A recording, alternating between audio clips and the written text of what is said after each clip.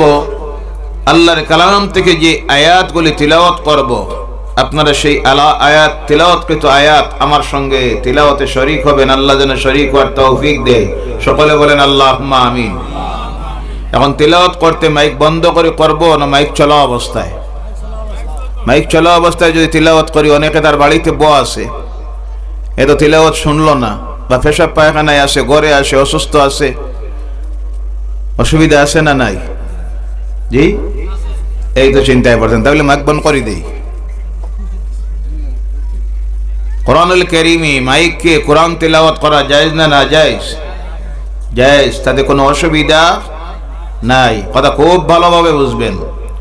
অনেকের মনের মধ্যে প্রশ্ন আসতে পারে, কোরআন যখন তিলাওয়াত করা হয় তখন সেই তিলাওয়াতকে শুনতে হয়। শোনা এবং চুপ থাকা আল্লাহর কালাম, কোরআনের নির্দেশ। যখন তিলাওয়াত করা হয় তখন শোনা হলো ওয়াজিব। ফাইযা ক্রাআতাল কোরআন ফাসতামিউ লাহু ওয়া আনসিতু। কোরআনকে যখন তিলাওয়াত করা হয় তখন তোমরা চুপ থাকো এবং কোরআনের তিলাওয়াত শোনো। এই আয়াত শুনে আপনি যদি এই কথা ভাবেন যে যখনই তিলাওয়াত করা হবে তখন যারা তাদের কানে গিয়ে আওয়াজ পৌঁছবে তাদের জন্য শোনা ওয়াজিব, তাহলে এটা আপনি ভুল বুঝবেন। এই আয়াতের নাজিল হওয়ার প্রেক্ষাপট আপনি দেখতে হবে। ইসলামের প্রথম যুগে সাহাবায়ে কেরাম রিদওয়ানুল্লাহি তাআলা আলাইহিম আজমাইন নামাজের মধ্যে কথাবার্তা বলতেন, একজন আরেকজনকে সালাম দিতেন। নামাজ চলতেছে, একজন ঢুকতেছেন, আরেকজন সালাম দিতেন। সেই সময় আল্লাহ পাক ওই আয়াত নাজিল করলেন।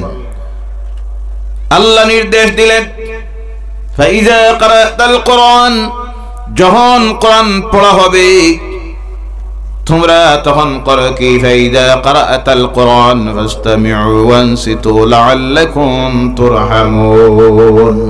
তখন তোমরা চুপ থাকো এবং তা শুনো।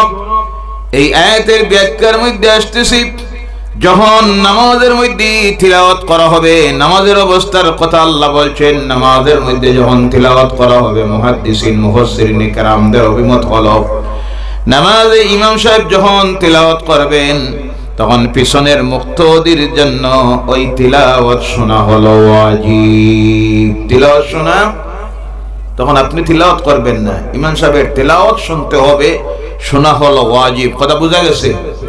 অন্য সময় যখন তিলাওয়াত করা হবে, যেমন এইমাত্র তিলাওয়াত করতেছি আমরা, বিভিন্ন আয়াত তিলাওয়াত করতেছি, সেই সময় ওই তিলাওয়াত যখন করা হবে এই মাহফিলের মধ্যে যারা থাকবেন তাদের জন্য তিলাওয়াত শোনা হলো ওয়াজিব। মাহফিলের বাইরে যারা আছেন, বাড়ি ঘরে আছেন, রাস্তায় আছেন, গল্প গুজবের মধ্যে আছে, কেউ ল্যাট্রিনের মধ্যে আছে, বাথরুমের মধ্যে আছে, তখন তাদের জন্য শোনা হলো মুস্তাহাব।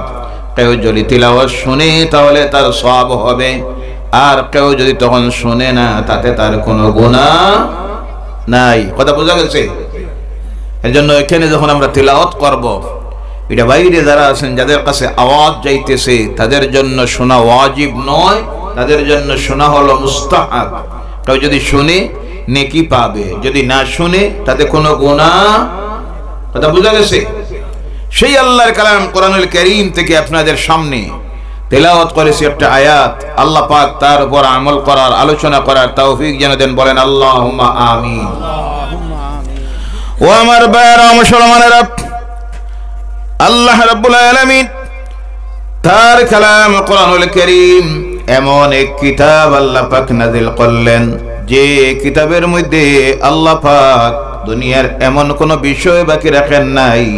দুনিয়ার মানুষের জন্য যা কিছুর প্রয়োজন কমপ্লিটলি সব আল্লাহ সেই কিতাবের মধ্যে আলোচনা করে দিয়েছেন।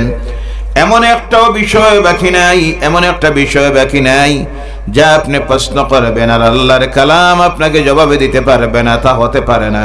কারণ এই কিতাবে দুনিয়ার কোনো মানুষের লিখিত কিতাব নয়, স্বয়ং আল্লাহ সুবহানাহু ওয়া তাআলার কালাম। বলো আল্লাহু আকবার। কোরআন কার কালাম? জোরে বলেন কার? তাতে কোনো সন্দেহ আছে? এর জন্য আল্লাহ পাক তার এই কালামকে শুরু করতে গিয়ে আরম্ভণীর মধ্যে আল্লাহ বলছেন, বিসমিল্লাহির রহমানির রহিম আলিফ লাম মিম যালিকাল কিতাবু লা রাইবা ফীহি। বলো আল্লাহু আকবার। আল্লাহু আকবার। যালিকাল কিতাব লা রাইবা ফীহি, এই কিতাবের মধ্যে কোনো ভুল তো দূরের কথা, সন্দেহের অবকাশ নাই। সুবহানাল্লাহ বলেন। কথাটা কার? আওয়াজ করে বলেন, কথাটা কার? আল্লাহ বলছেন এই কিতাবে কোনো সন্দেহ নাই। এই বাচ্চাটার পিছনে দেন, ওই যে আনা টুপিওয়ালা, যেটা আনা টুপিওয়ালা, আরে তোমার দিকে চাও, পিছে যাও। টুপিওয়ালা যারা সামনের দিকে আইন, এটা আজকে স্বাভাবিক হয়ে গেছে। আমাদের সমাজ ব্যবস্থা আরো পিছিয়ে, আরো পিছিয়ে। টুপি যারা তার সামনের দিকে আসেন। আজকে আমাদের সমাজটা কোথায় যাচ্ছে, এই জাতির ভবিষ্যৎ কি?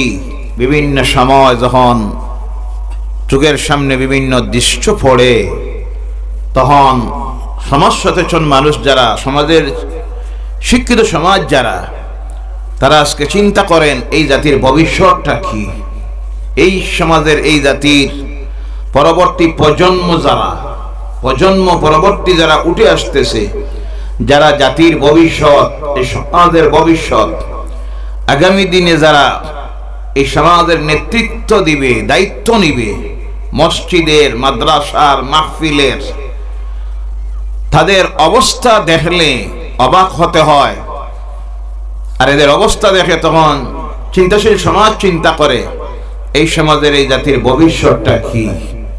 তার প্রমাণ আপনারা দেখবেন, একটা সময় ছিল যখন ওয়াজের মাহফিলে মানুষ যাইত, কমপক্ষে ওয়াজের মাহফিলের খাতিরে, ওয়াজের প্যান্ডেলে যখন নামাজ হইতো 2-3-4 ওয়াক্তের, তখন নামাজ পড়তো। কথা ঠিক কি না? কথা বলবেন, আওয়াজ করে বলবেন, কথা ঠিক কি না? কিন্তু আজকে এমন অবস্থার মধ্যে গিয়ে পৌঁছেছে, যেখানে ওয়াজ হলো, কোরআন হাদিসের আলোচনা হলো, সেই মাহফিলে আপনি দেখবেন 500 শ্রোতা, নামাজের মধ্যে গিয়ে দাঁড়াইল 50 জন। নাউজুবিল্লাহ বললেন না? আর জোরে বলেন নাউজুবিল্লাহি মিন যালিক।